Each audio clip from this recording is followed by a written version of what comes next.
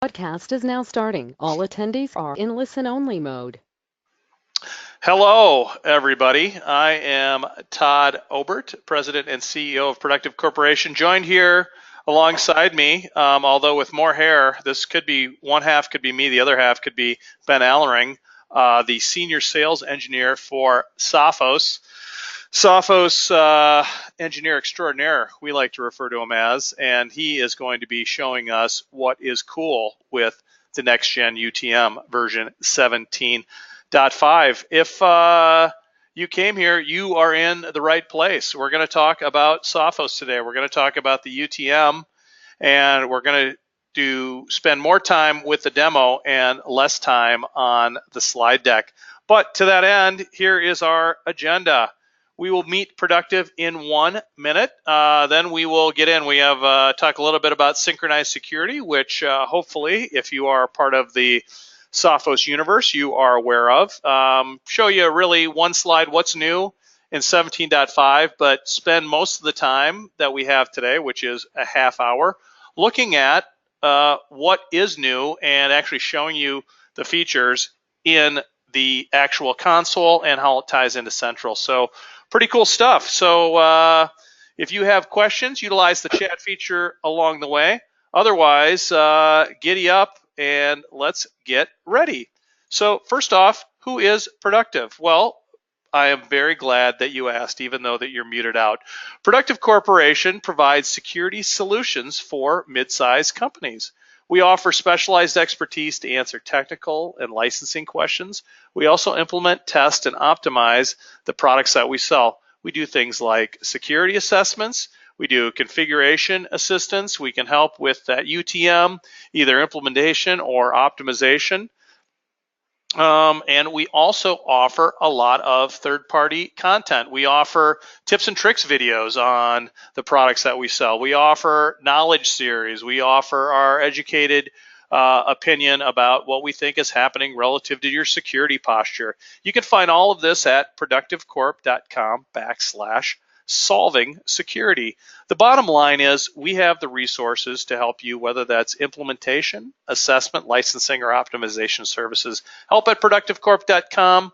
If you don't have access to the internet, which means you went beyond this, use the phone, 612-375-0204. Happy to help you guys any way that we can. And one of the ways we do it is by putting on these educational webinars. Today, very lucky to have Ben Allering on here to talk about one of his favorite things, which is the Sophos Gateway UTM, the next gen firewall version 17.5. When version 17 was out, that was his favorite thing. Now 17.5 is his favorite. So we'll talk about that, talk about what's new, and get this thing moving right ahead. So synchronized security. Ben, tell me in a nutshell, we've been talking about it for a long time. What does it mean to you? What does it mean to people in the Sophos world? What about people that aren't in the Sophos world? How should they think about synchronized security as a concept? Yeah, so one of the things that we've been watching for quite some time is the bad guys, I guess, as you put it, the guys who are trying to wreak havoc on networks. In a lot of cases, they will try different tactics and different techniques and different ways to get around individual point products. One of the things that we've been realizing that is these products are really protecting from the same threats. And if they can share threat intelligence information, it's going to give the bad guys a much harder time trying to get around any one-point solution. That there's integration points. It all happens for the most part automatically. It's just a matter of checking a few boxes on a couple of the Sophos devices, and they're Sophos aware, meaning they're aware of all the other security products. So not only can they give you added benefits from a protection standpoint in making sure that those coordinated attacks are also being watched from all the different aspects in the Sophos world, it also gives you a lot better visibility. Since we're on the endpoint and we're on, at the perimeter from a firewall or next gen security appliance standpoint, those two devices can communicate with each other, and and give really complete visibility and insight into everything that's happening from a workstation all the way through the firewall component. We have synchronized security across the board, whether you're looking at our training tools within PhishThreat or whether you're looking at our email filtering. They're all, again, Sophos aware. So the more Sophos products you have, the better security posture you're going to maintain. Now, each product is able to stand alone in its own right, so you don't have to have multiple Sophos products to get full advantage of everything that we offer. It just gives you a lot of added benefit and capabilities when you look at tying those components together. Yeah, cool. Great way to articulate what synchronized security means out there. So let's take a look now. Right, synchronized security, part of that synchronized security starts at the gateway and goes back to the endpoint. But so why you came here today is to hear a little bit more about why or what's new in the new version of Sophos UTM, specifically OS 17.5. So a couple cool things that are out that I think are at the top of the list that Ben is going to show us. He's going to show us synchronized app control, which allows you to app control allows you to see applications running that previously were unable to be seen.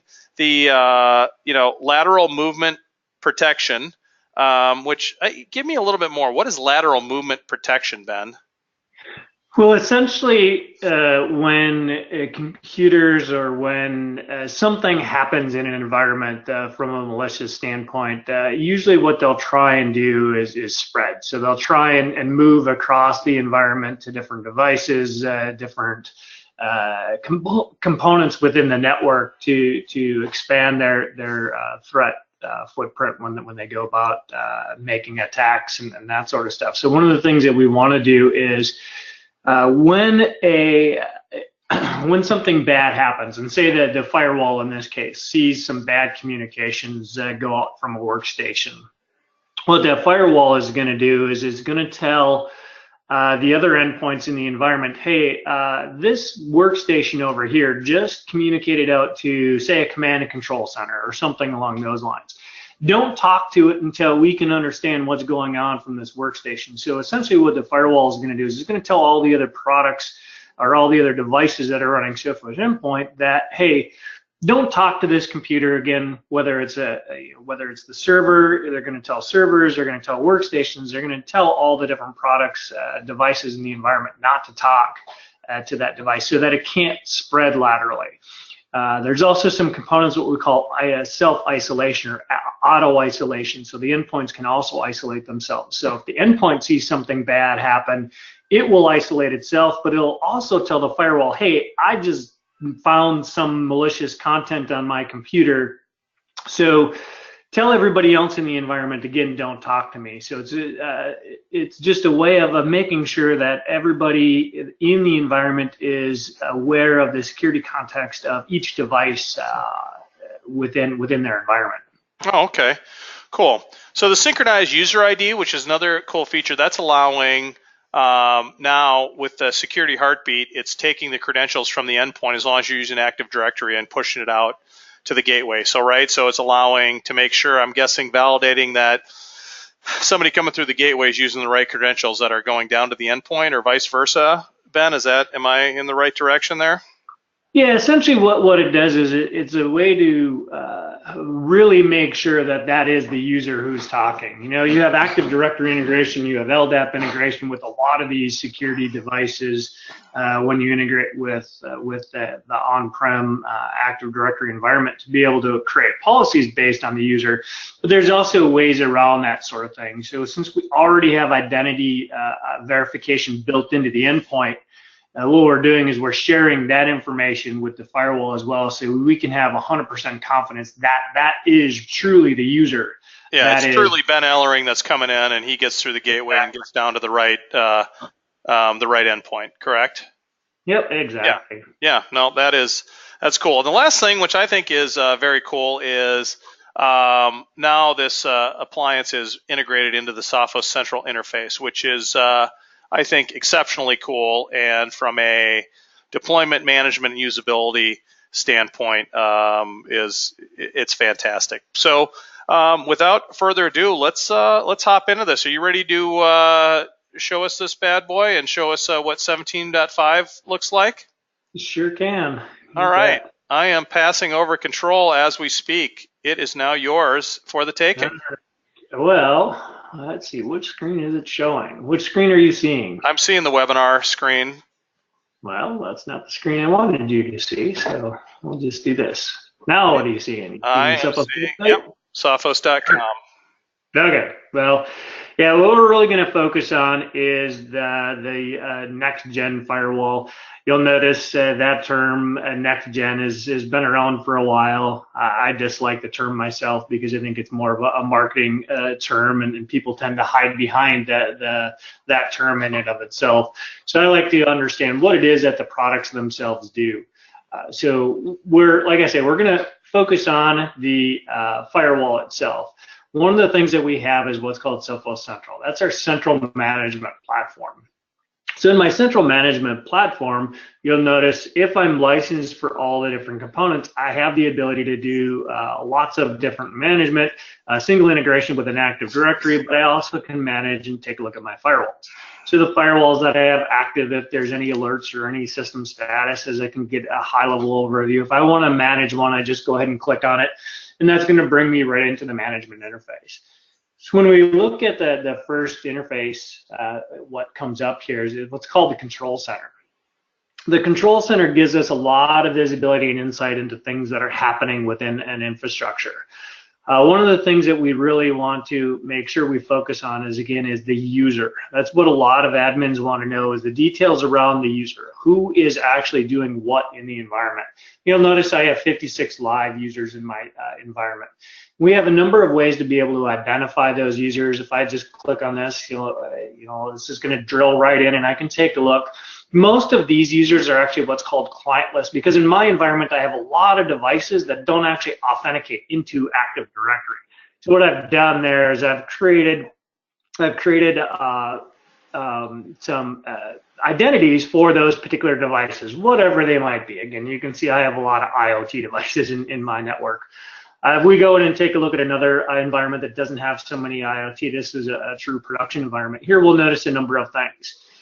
Same look, right? So this is just a different firewall, but same running the same versions. And the client types, we can see clientless, STAS. STAS is the Sophos Transparent Authentication Suite, which is how authentication has really been done in the past, right? You tie that in with your Active Directory server. There's an agent that runs on that server that tells the firewall who's logged in.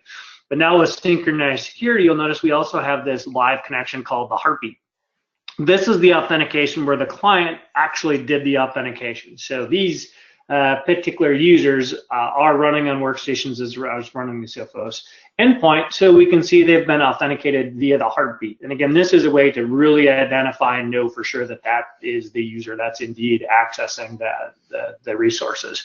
Some of the things that are really nice, when we look at, again, some of the sync app control capabilities and a few other things as it relates to the Synchronized Security story, is I can go in and I can look across my environment, right? So I can see across all of these different computers in my environment who's running what. This computer or this environment also has some guest users, guest wireless network. So the guest users are going to show as NA. If I click on this, it's going to drill down and again show me details, and I can see what network they're a part of. And again, this is part of my guest network.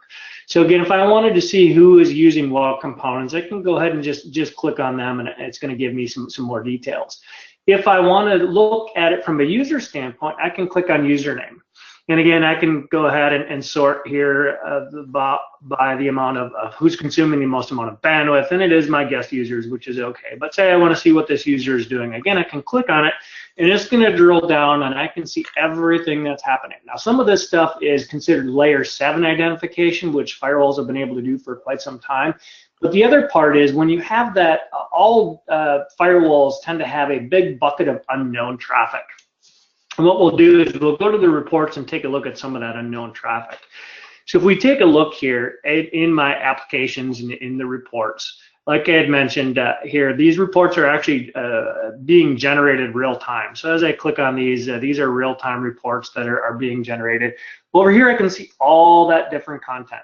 And again, there's a lot of unknown categories, but as I expand and take a look at this, the unknown bucket, we'll notice a number of things here. I'm going to go to the top 10 just to show me a few more options here.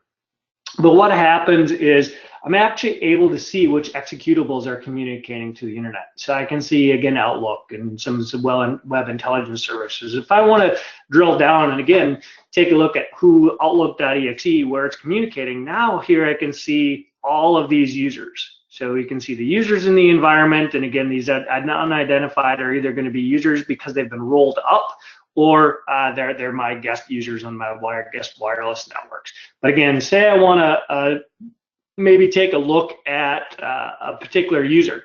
I can go ahead and click on a user again, and now what it's going to do is you'll notice it keeps filtering out different components. So say I want to remove Outlook from that report and just look at what Amy Stevie is doing. When I click on that again, I can see all the details. And as I expand this is where, again, you can get complete visibility into what's happening. And these are actual executables talking to the internet, right? It's not going through a browser. So when we look at that sync app control, that's one of the things that's really nice. Here we can see some information around the synchronized app control. You can see I have one new application. So this is an application that's been identified. We can see that in this case, it's a go-to meeting. We've categorized it as VoIP. You can go in and change your categorization and customize this if I want, or I can just acknowledge that, okay, yeah, that's good enough for me. But here again, we'll notice this is the executable, right? So I can see the path of what executable actually communicated to the internet. I can see what computer that happened on. Again, I'm going to be able to drill down and take a look at it in more detail. If I want to recategorize it as something else, I can just click on that. Yeah, go ahead. So how's it going to display? I mean, obviously, if a threat is found, right, it's going to be remediated and then you're notified, right? Or how does that? Yep. So yeah, what we're looking at here is just real good data, right? Yeah, these are applications that talk to the internet all the time. And if you have something bad that happens in an environment, you're going to see some other things that will light up. I guess the nice part is when we look at my environment, I have everything here is running pretty clean. We can see that there were a couple of OS attacks here. Again, as I drill down, I can be able to get more detail. I can see the victims are, where the attackers came from, and so on.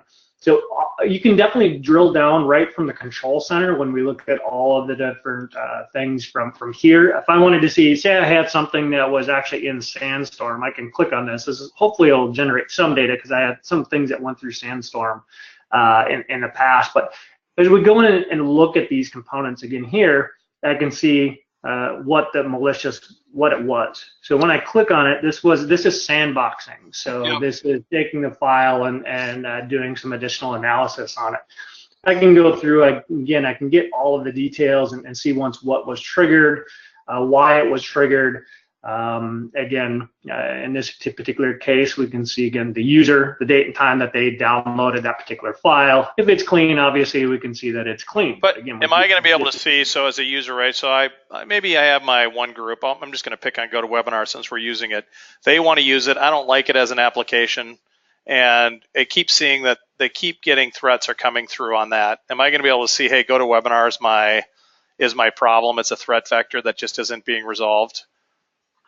Yeah, I mean, it's definitely going to give you the details as to not only and say it was a vulnerability in an application that was exploited. It would show that, it's Excel or it's GoToWebinar that was actually being exploited.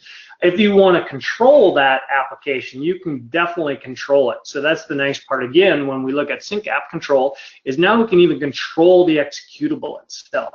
Mm-hmm. So when I classify something in my categories, and we can see I have 200 and some odd different devices. As I go through here, again, these are the executables that are communicating straight to the network. Mm-hmm. If I wanted to control this, I would, when I identify the application and when I put it in this group as general business, or again, whatever I was to define it as, say this was a peer-to-peer application as an example. and I created an app control rule to block peer-to-peer. All I have to do is classify that executable as a peer-to-peer, and it will automatically be blocked, right? Because that's what my rule would be set to. So when you look at Sync App Control, we're able to control applications outside of a browser. And that's something that a lot of next-gen firewalls really struggle with, is that ability to be able to control an application if the traffic doesn't originate through a browser or it doesn't go through normal methods. Oh, okay. One of the other things that is also really nice is what we call our UTQ. This is the user threat quotient. Most people are aware who their risky users are in their environment, but here I can just, I'll click on my user threat quotient and see who my risky users are. Here I can see the risk scores. If I want to see why are they considered risky, again, all I have to do is click on, okay, well, why is Tim considered or Tom considered risky here? Nice part when I look at this is I can see that he hasn't had any threats, right? So there's not been any bad stuff that's actually triggered. However, he did go to a high risk domain. So I can see this here. Obviously, we can block this, and I can also do some more research on this since this is a URL, domains. I can do all my normal research on that. Again, I can drill down and take a look at hits, so I can get to all the level of details about source, destination, the full path of what it was. We can see this is HTTPS. So again, we're doing HTTPS inspection, so we can drill down and take a look at that. So really want to be able to give you complete visibility in an environment from a synchronized security standpoint when we identify users and when we identify those unknown applications. But again, there's a lot of capabilities built in. So if you are not using the Sophos endpoint, you can still take advantage of a lot of these components, right? We just will use our Active Directory or STAS to do the authentication and still give you the user threat quotient. Sync App Control, you won't get anything there because what happens with synchronized security or synchronized app control in this particular case is if a workstation communicates to the internet, and the firewall sees that traffic and it says, okay, I wasn't able to identify what application that was and or maybe the destination. It's going to ask the workstation, hey, tell me what application it was that generated that traffic. Give me all the details about that information. And then it's going to send that information to the firewall and it's going to say, okay, that was Adobe or that was this file or this executable that actually generated that traffic. Gotcha. So, without that workstation side, the firewall doesn't have a workstation to query, right? And say, tell me what it was. It's just going to classify it the best it can, which is how all other, traditional firewalls and UTMs and next-gen devices do it today. So Sync App Control just gives you that next level of identification. Same thing. Here's the security heartbeat. So when we talk about lateral movement or isolation, I have a couple of computers. One is at risk, one is in a warning state. I can click on it and take a look, again, who the user is, what the computer, what state that computer is. Again, it's in red or a yellow status. And this is coming straight from the workstation. So what I can do is I can go back in here, back to my Sophos Central, again, if you're running that component, and I can look for that particular device, right? So I can see once, why is this computer here? Why is it considered or in a risky state? We can see that the status has been in that status for 5 days. So maybe that particular device is offline, or I don't know, we'll just go in and find that device here.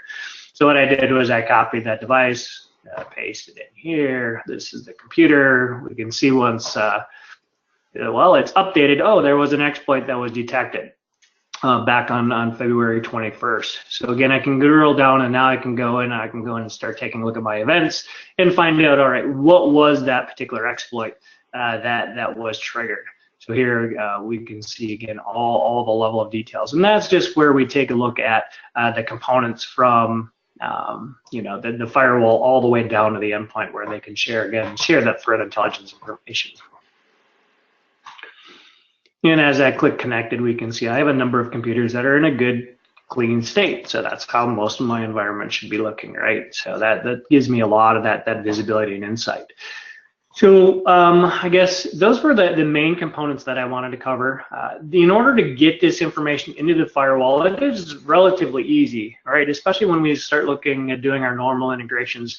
We have different firewall rules. So one of my rule sets here, we can see all the things that I have classified. The one thing that I like is the ability to take a look at how much traffic is being generated for each individual rule. Some of the other things that I can do here is you'll notice that this particular policy, since there's a user there, it's an identity-based policy. So I'm going to go in and look at the details of that particular Ben, policy. Yeah. Maybe it's a dumb question, but why do you care about the amount of traffic generated by a rule, right? Is it just curious? Well, there's a number of reasons. One is you can see if you have a dead rule, right? Yep. So, no traffic, right? There's a dead rule, nothing's happening. Yeah, so it's a way to do that. But it's also a way to look at, if you have, say in this scenario, if my people that are in this parts rule are consuming lots and lots of data, I might want to figure out, all right, why are they consuming so much? Yep. So again, it just gives you that a little bit more visibility and insight. But when we look at the rules, here we'll notice I'm matching on known users. And this is actually an Active Directory user group. I know we don't have time to go through and show that, but this is again where the synchronized security comes into play and the synchronized heartbeat. And if you don't have that, again, you don't have to worry about that. We can still integrate with our STAS and the traditional Active Directory way to set it up. Here we're noticing the different malware and virus scanning content, my web filter policy, my app control policies. But this is one of the things that's also important, is each one of my rules, I can decide, do I want synchronized security on this rule? So in this case, this rule, the user health status can be at any status. I'm not putting a restriction there. You might want it to be a yellow status. But if they're not running the Sophos endpoint, they're not going to get to the internet because I'm looking for this heartbeat. And if that heartbeat's not there, they're not going to be allowed to get to the internet. Destination-based heartbeat is really nice when we look at rules for servers that are either in a DMZ or just servers on your network. If you want to control access, make sure that that server is in a good, healthy state before you allow people have access to that particular server. So this is the synchronized security part. And again, you can turn that on and off on a per rule basis. It's just a matter of a checkbox and away you go. Oh, cool. And here, central synchronization, here's where you turn it on globally, right? So it's on the workstation. I'm also doing sync app control. And then I'm also managing it from Sophos Central. So those, again, are all selectable options. You can decide how you want to do it. Each one of these you can click on and get more details. So that security heartbeat, when you turn it on globally, then does that override the rules, or do those rules then? Okay. No, this is just so that the server knows that it is integrated with a heartbeat, and it is integrated with my Sophos Central, and it can use heartbeat. As soon as you have that turned on, then you will have the ability to enable that in your firewall rules, as well as being able to do your sync app control and those. Yeah, and decide whether at what level do you say security heartbeat, like you were showing on the servers, right? To which granular level do you want to utilize it? Yeah, because there's a lot of devices, again, that don't have a heartbeat. You look at printers in your environment, right? So you have printers and other devices that just don't have an endpoint on them, so you need to be able to control those as well. Yeah, well, this is pretty cool. You got, about a minute left. Anything, final thoughts you want to give us before I take back control and wrap this bad boy up? No, I guess that's the main part, when we go through and take a look at the ability to give you that complete visibility, not only from what is going on from a good standpoint, but also from a threat standpoint, is really unmatched when we look at that synchronized security component. Cool. Well, I got to say I'm impressed. You guys are continuing to deliver on the promise. I like what I see. I'm guessing, right? Next version will be continued additional feature functionality within Central, or tying that interface together. Is that probably in the map, or is that as tight? Yep.